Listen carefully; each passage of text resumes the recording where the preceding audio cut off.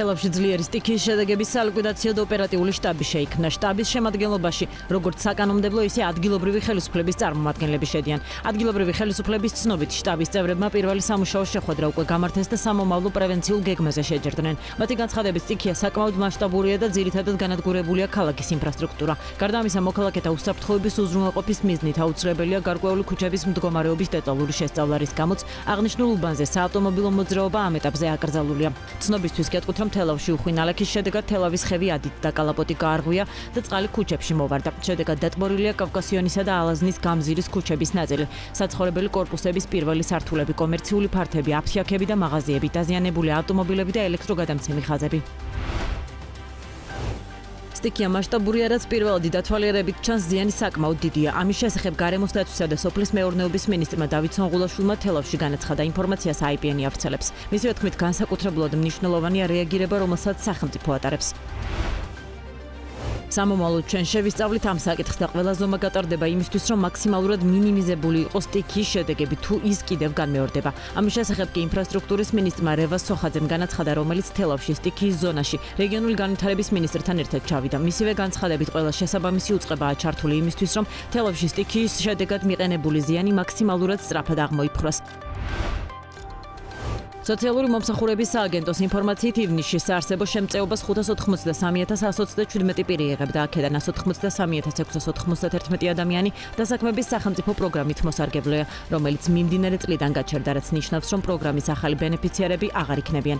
მაისთან შედარებით შემწეობის მიმღებთა კლება 20,896 შეადგენს, თუმცა ეს არ ნიშნავს, რომ სისტემა ამდენმა ადამიანმა დატოვა, რადგან მათ ნაწილს შესაძლოა სოციალური მომსახურების სააგენტო ამოწმებდეს და ამიტომ აღარ ირიცხებიან ივნისის სტატისტიკაში. თუმცა სახელმწიფო სოციალურად დაუცველი ოჯახების გადამოწმება აქტიურად აქვს დაწყებული და როგორც პრემიერ-მინისტრი ირაკლი კობახიძე ამბობს, წლის ბოლომდე კიდევ 65,000 ოჯახის სოციალური სტატუსის შემოწმება იგეგმება. კობახიძის წლიური ანგარიშის მიხედვით წელს შემწეობა 22,707 ოჯახს უკვე შეუწყდა.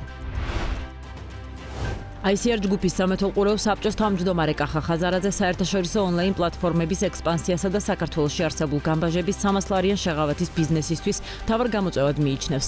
ბიზნესმენის განცხადებით, არსებული მდგომარეობა არათანაბარ პირობებში აყენებს ადგილობრივ რითეილერებსა და საერთაშორისო მარკეტპლეისებს. კახა ხაზარაძე BMG-თან განმარტავს, რომ ადგილობრივი იმპორტიორები ნებისმიერი ღირებულების პროდუქტზე დამატებული ღირებულების გადასახადს იხდიან, 300 ლარამდე ღირებულების ამანათები კი ამ გადასახადისგან თავისუფლდება. მისივე თქმით, გამოწერის 80% სწორედ ამ ზღვარს ქვემოთ ხდება, რაც ბიუჯეტისთვის მნიშვნელოვანი დანაკარგია.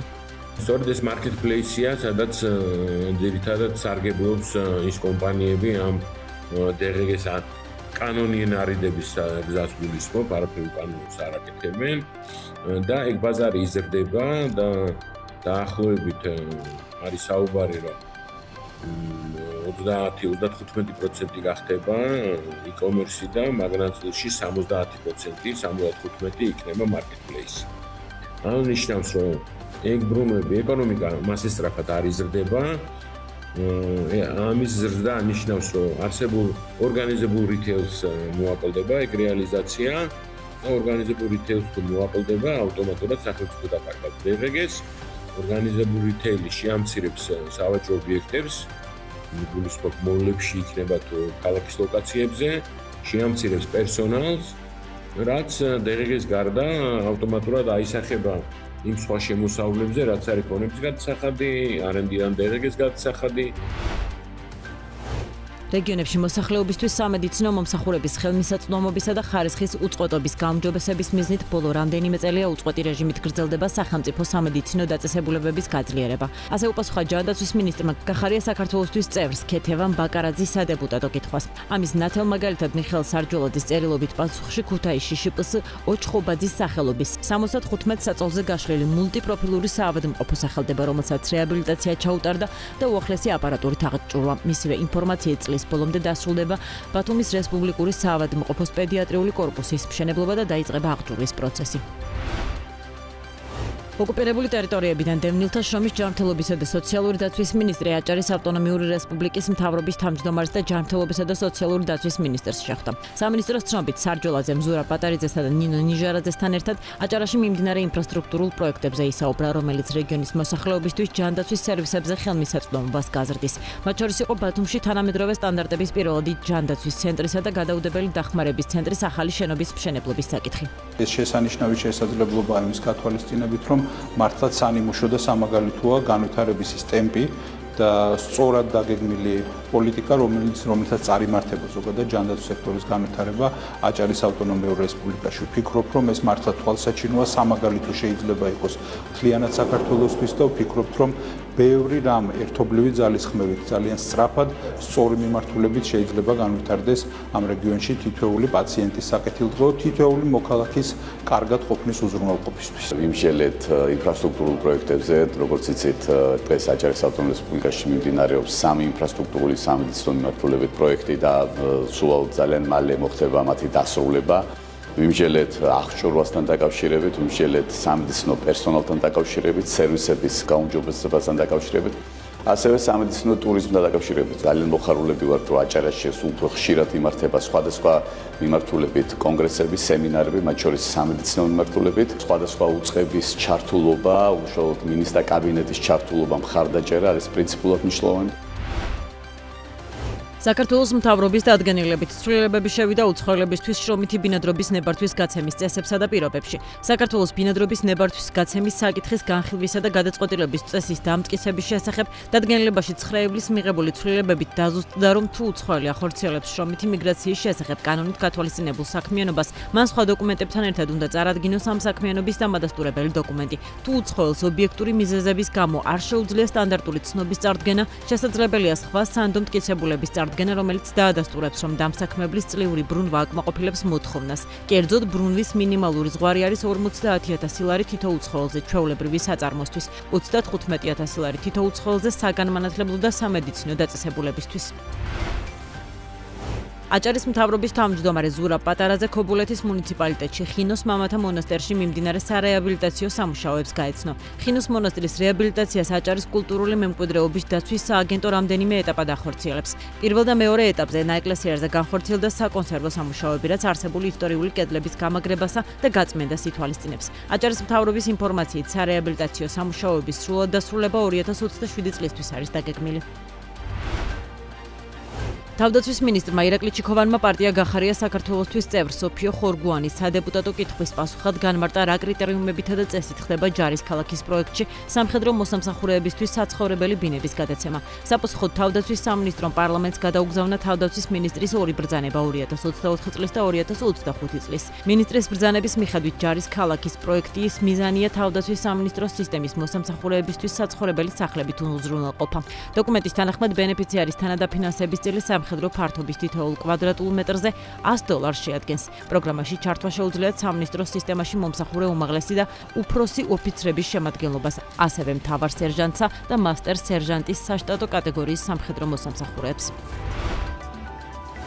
ფუტკრის რძეზე მომხმარებელთა ინტერესი ყოველწლიურად იზრდება, თუმცა მისი წარმოება საქართველოში კვლავ შეზღუდულია. როგორც BMG TV-ს გადაცემაში ქალების ნარატივი, ფუტკრის რძის და თაფლის მწარმოებელი ტოროს ფუტკრების დამფუძნებელმა ანა ტორონჯაძემ განაცხადა, პროდუქტის წარმოება თაფლთან დაკავშირებით გაცილებით რთული და შრომაწევადია, რის გამოც მეფუტკრეობის უმეტესობა ამ მიმართულებით არ მუშაობს. მისივე თქმით, ფუტკრის რძის წარმოების მოცულობა დიდწილად ამინცა და ფუტკრის ოჯახის მდგომარეობაზეა დამოკიდებული. წინა წლებში სეზონურად საშუალოდ 3-დან 4 კილოგრამამდე ფუტკრის რძეს იღებდნენ, თუმცა წელს ამინდობისა და დაავადების გამო მოსავალი სავარაუდოდ ნაკლები იქნება. ანა ტორონჯაძე მომდევნო სეზონიდან წარმოების გაფართოებას გეგმავს. ამჟამად მას 20-25 ფუტკრის ოჯახი ყავს, თუმცა მიზანი რაოდენობის მინიმუმ გაორმაგებაა, შემდეგ კი 100-მდე გაზრდა. ეს უკვე აღარ არის სოციალური პროგრამა, ეს უკვე ბიზნესზე და ფერმერის საჭიროებაზე მორგებული პროგრამაა. ასე აფასებენ მარწყვის მწარმოებელთა ასოციაციაში აგროთანადაფინანსების ახალ პროგრამას, რომელიც 1 ივლისიდან ამოქმედა. როგორც ასოციაციის ხელმძღვანელმა და კომპანია პლანტველის დამფუძნებელმა მანანა ანჯაფარიძემ BMG-ს განუცხადა, პროგრამის ყველაზე მნიშვნელოვანი კომპონენტი სახელმწიფოს მხრიდან სასათბურე მეურნეობების პროექტის 50%-ამდე თანადაფინანსებაა, რომელსაც ამ დრომდე სახელმწიფო მხარდაჭერის პროგრამები არ ითვალისწინებდა. სახედრების ფერმა ვირლანდია საქმიანობას აფართოვებს და ეკოტურიზმის მიმართულებით ოპერირებას იწყებს. BMG-თან ინტერვიუში ფერმის დამფუძნებელი თორნიკე ტეფნაძე ამბობს, რომ თბილისის მახლობლად სოფელ გამარჯვების მიმდებარე ტერიტორიაზე ფერმამ ვიზიტორების მიღება უკვე დაიწყო. მისვე ინფორმაციით ეკოტურისტული სივრცის მოსაწყობად 4 თვის განმავლობაში მიმდინარეობდა სამუშაოები, რომლის ჭამურმა ინვესტიციამ 100,000 ლარი შეადგინა. ის ასევე ამბობს, რომ ფერმის ტერიტორიაზე ვიზიტორებისთვის სპეციალური ინფრასტრუქტურა მოეწყო, მათ შორის დასასვენებელი სივრცე, მაღაზია და ცხოველების საჩვენებელი ზონა. ქართული ღვინის პოპულარიზაციის მიზნით 2026 წლის მეორე კვარტალში ღვინის ეროვნული სააგენტოს ფინანსური და ორგანიზებული მხარდაჭერით სხვადასხვა ფორმატის ღონისძიებები მსოფლიოს 16 ქვეყანაში გაიმართა. ამის შესახებ ინფორმაციას ღვინის ეროვნული სააგენტო ავრცელებს. მათივე ცნობით, საინგარიშო პერიოდში ქართული ღვინო წარმოდგენილი იყო 11 საერთაშორისო გამოფენასა და ფესტივალზე 8 ქვეყანაში, მათ შორის იაპონიაში, იტალიაში, სლოვენიაში, საბერძნეთში, ამერიკაში, ავსტრიაში, დიდ ბრიტანეთსა და ბელარუსში. ამასთან მსოფლიოს 10 ქვეყანაში ქართული ღვინის 80-მდე პრეზენტაცია და დეგუსტაცია გაიმართა. ადგილობრივ ბაზარზე ქართული ღვინის პოპულარიზაციის სახელმწიფო პროგრამის ფარგლებში ღვინის ეროვნული სააგენტოს ფინანსური მხარდაჭერით საქართველოში ჩატარდა 15 ღონისძიება, მათ შორის მასტერკლასები, გამოფენები, ფესტივალები, კონკურსები და ფორუმები. ამავე პერიოდში საქართველოში გაიმართა ღვინის 9 ტური, რომელშიც უცხოელი ღვინის პროფესიონალებიც მონაწილეობდნენ. ქართული პურპროდუქტების მწარმოებელი ბრენდი დილისკარი რეგიონული გაფართოების აქტიურ ფაზაში შედის. როგორც BMG-თან ინტერვიუში კომპანიის დამფუძნებელმა მარიხი გვარამაძემ განაცხადა, მიმდინარე ზაფხულის სეზონზე ბრენდი აჭარის ბაზრის ტესტირებას გეგმავს. წლის ბოლოს კი აღმოსავლეთ საქართველოს სრულად დათვისებას ისახავს მიზნად. დამფუძნებლის თქმით, რეგიონული გაფართოების პროცესი მხოლოდ სამომავლო გეგმა არ არის, არამედ დღეის მდგომარეობით უკვე აქტიურად მიმდინარეობს. მისი განმარტებით, თბილისის გარდა კომპანიის სადისტრიბუციო ქსელი ამ ეტაპზე სრულად მოიცავს რუსთავს, ქვემო ქართლის გარკვეულ ნაწილს და მცხეთა-მთიანეთის რეგიონს. დამფუძნებლის განცხადებითვე, რეგიონული გაფართოების პარალელურად კომპანიისთვის მნიშვნელოვანი ეტაპია საცალო გაყიდვების მიმართულებით განვითარება. მარიხი გვარამაძის თქმით, ძალიან მალე დილისკარის ასორტიმენტი სუპერმარკეტის ქსელ გუდვილში გამოჩნდება.